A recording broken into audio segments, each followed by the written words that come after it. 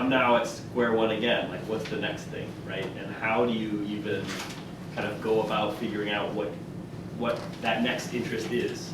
When I was a kid, my dad's a boat builder up in Maine, and so I grew up around solar and wind on boats and generators and engines and construction of all kinds. And so that's kind of how I grew up, and I really enjoyed kind of putting together different systems and things. And that's how I got into solar and wind. And I don't know, I'm not really much of an inventor.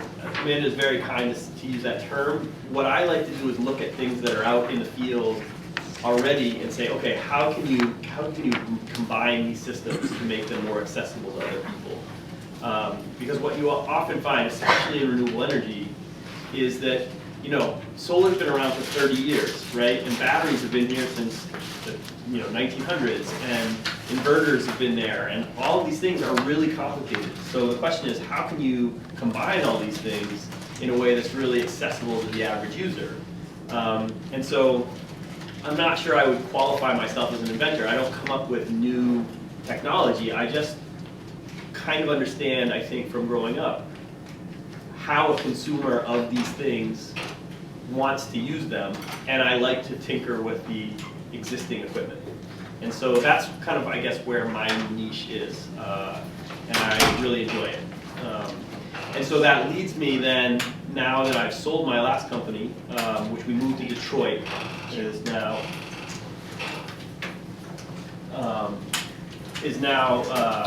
kind of an independent company. We've set it up out there. It does a lot of Army and Marine Corps stuff, as well as some intelligence work. And looking for those next things that kind of, I think, are exciting and interesting. You sold your company? You did. You make money? Well, that's a complicated question. To date, I have not yet made money, but it looks like kind of as we all exit, I still have equity. Have you sold your other companies? Yes, I sold the bag company. Still is independent, but I sold a couple of companies before that. And That I did not make Amanda, money. you've done that, sold companies and made money, and closed some down. Yep. I also have closed some down. And I think that's, I guess, I think we talked about this before when I was here last time, but one of the things about being an entrepreneur and enjoying that is that you have to be okay with the fact that it might go nowhere. Or you might start it with this great business Jenna was plan. laughing. Yeah. There's a big risk. I mean, you're putting yourself out there. Yeah. I'm one of those like type A overachievers. I couldn't conceive of a failing company. How could I Right. do that? But It's a total ego. but it's total ego. I mean, in a small company, everybody takes out the trash. So you got to be okay with failing. Yeah. And you also have to be okay, I think, with the idea that you have this idea that you start with, and then it turns 90 degrees and goes over here, and this is actually where success is. And so you have to be you have to be open to where it takes you. My dad used to joke that a startup is really a company looking for a business idea, and that is that, you start these things and you think you know where you're going, and then you end up somewhere totally different. But one thing that I think to keep in mind, when you're in the military, and you're sent off to some godforsaken place like Vietnam or Iraq or Afghanistan, you're plunked down in the middle of nowhere, you got to figure out how to survive there and make it all work. And in essence, you're doing the same thing in the business world when you do that. If you go out and want to manufacture widgets in Utah, there isn't going to be a yellow pages of widget directories in Utah. And you end up figuring out how to take advantage of the resources that are there and making it work for you. Yeah, and I just like to say that I think the most important thing of this whole thing is finding something you love to do, because so much of it is not work. It's kind of the passion thing. And you have to, if you're not making money and you're in the office at 8 p.m. and you're like, what am I doing here? You have to have something that kind of draws you in and says, oh right, this is why I'm here, right? This is the thing that kind of pushes me along. Well, like David's on computers early in the morning, late at night. I couldn't imagine you going out and wanting to repair cars. The computer things are what you enjoy doing. You really love that end of the business and learning it and understanding it. And who knows where that's going to lead. How did you design for the, I guess like your book bags? Like, did you like it, so you, I got an idea, maybe you're gonna start doing that, we like doing it while you're eating, food and having coffee or something. Is Or a that- beer. Is that, is Where all great ideas come from, yeah. is that how you did it? Is that?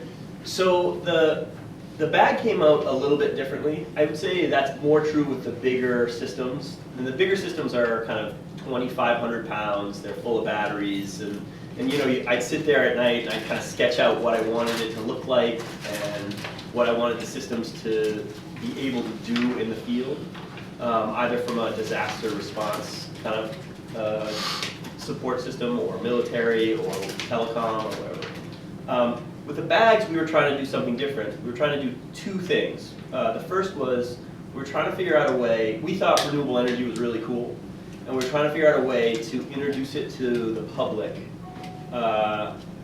that it could be affordable and simple to show how well it works. And what we decided was charging your cell phone. Everybody needs to charge their cell phone, and everybody has some sort of book bag that they carry around. And so could we combine those two things where it's an expensive bag, but it's an affordable way to buy solar compared to deciding you're going to put it on your roof, you know, because that's a $25,000 investment instead of a $200 investment. So that's where the bag came out. We were looking at ways to show the public how well solar worked. The second part of it was we wanted to do a project where we tried to make everything in the United States from soup to nuts. And so the bag project was a really simple thing, because I guess I am a product designer, but I'm not classically trained in product design, so I don't know a lot about fabric manufacturing and stuff like that. So, you know, we spent 6 months going back and forth in North Carolina trying to find people that were still sewing, still weaving fabrics, doing that kind of stuff. The solar was built in Iowa, so we were like out in Iowa with those guys, kind of working on that stuff. So those were the two projects that drove the product. It was less about, okay, we want to do these bags, how do we do it? It was more about what kind of products could we do to achieve these two goals.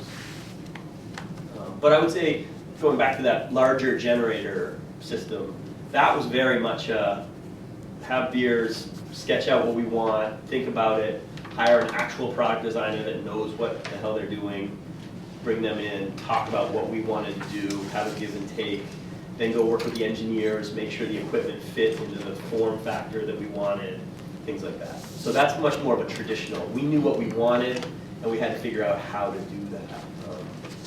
So it's, you know, it works a million different ways depending on what you want to do. One of the things that come out of this session is if you've got an idea, no matter how harebrained it is, pick up the phone and call Zach or Jennifer or Amanda, bounce the idea off people that are in this room. You want to do something in computers or something, call Jack Farley and ask him, what do you think of this idea? And the people in the room can tell you, well, maybe there's something there, maybe there isn't, or direct you to somebody else. I've never ceased to be amazed the amount of contacts you make while you're at Walter Reed with people in pretty influential positions. Josh Belisle used to have lunch from time to time with the #2 guy in Microsoft, or one of those companies, you know, so there's connections that you can make here that can really help you. But you got the ability to pick up the phone, call them, and say, hey, you know, I'm this guy you met while you were at Walter Reed, what do you think of this idea? And get somebody else to look at it. And that's it. The other thing I would say too is what I love about the entrepreneurial community is that everybody's psyched about what they're doing, but they're kind of psyched about what you're doing too. Like as a small business, everybody knows all of those pitfalls and all of the things that stress you out, and so it's an incredibly positive group of people that want to help each other, I found. And so when I sold my company in January, I really didn't know what I was doing.